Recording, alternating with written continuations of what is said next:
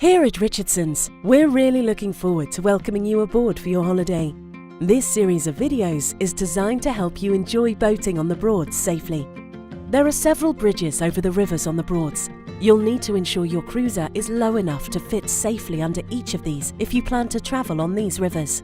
You'll find the Airdraft, the height of your cruiser above the waterline, either on a plaque in the cockpit of your cruiser or in the captain's manual.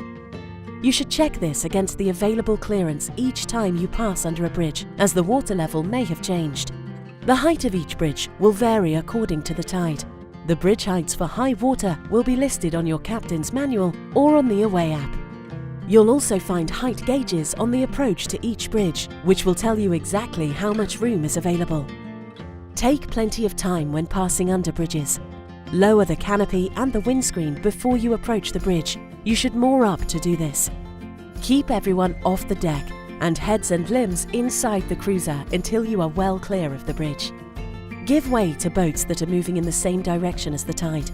Never fend the cruiser from the bridge using arms or legs, or stop or moor underneath the bridge.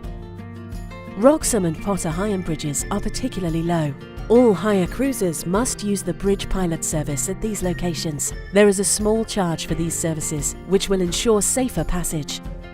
There are several swing bridges on the Broads. If these are closed and you are unable to pass underneath, give 3 blasts of the horn as you approach and follow instructions given on the illuminated bridge signs.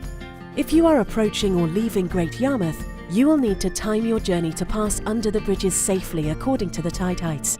Check with the yacht station for the best times by calling 01493 842 794. If you have any questions about navigating bridges on the Broads, you'll get the opportunity to ask during your trial run. But if you have any concerns at any time during your holiday, you can call us for advice and assistance on the number in your captain's manual.